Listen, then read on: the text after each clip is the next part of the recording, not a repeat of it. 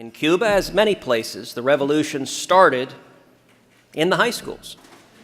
And my father at the time was fighting alongside Castro. At the time, he didn't know that Castro was a communist.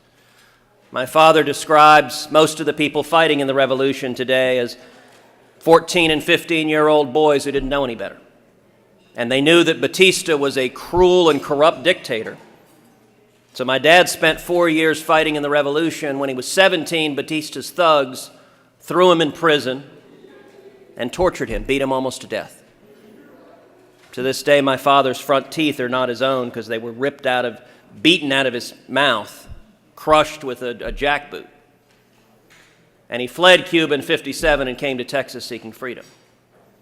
My aunt, his kid sister, stayed in Cuba, and in 59, when the revolution succeeded, Castro declared to the world he was a communist, began seizing people's lands, began executing dissidents. My aunt then fought in the counter-revolution against Castro. Again, an experience not unfamiliar to a number of the people in this room, of being on both sides of a bloody battle. And my aunt ended up being thrown in prison and tortured by Castro's goons. And she too was fortunate to be able to flee and come to Texas. And I'll tell a story my aunt told me. She's gone back several times to Cuba. We still have extended family living still under the Castro's oppression. She's brought them food and medical supplies and clothing.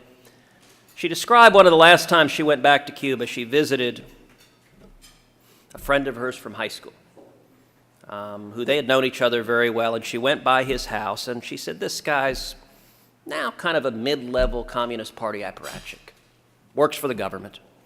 She goes into his house, and above his sofa is this big picture of Fidel, right? Dominates the living room. It's the dominant thing there. She described this high school friend, how he took her back to the kitchen, which was sort of in the back of the house, and he very carefully closed the window curtains. And my aunt had brought my cousin, her daughter, with her, and my cousin Bibi is your typical vivacious Latin, big hair, loud, passionate. I mean, that's Bibi. And this friend of hers closed all the curtains so no one could see in. And he sat down at the table and he began weeping. He buried his head in his hands. And he said, Sonia, I look at your daughter, and I see the joy in her eyes. I see the hope. I see the life. And I realize that my children don't have that hope. My children don't have that life. They don't have that joy. I lacked the courage you had to get out of here.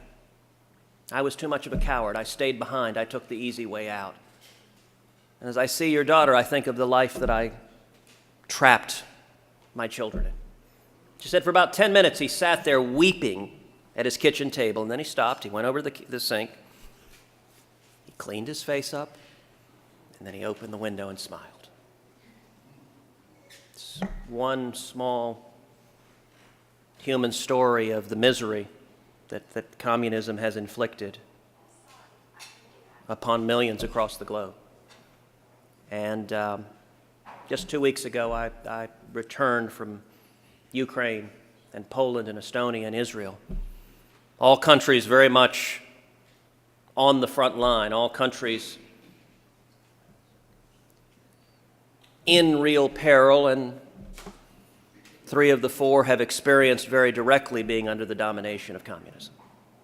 And the stakes in the battle of freedom have never been higher, but I will tell you, the effort to simply tell the truth, to catalog the human misery communism has inflicted, is a noble effort. It is an important effort. And I salute you for standing up and chronicling the face of evil, for history to look and understand, and let us hope not repeat the atrocities once again. Thank you.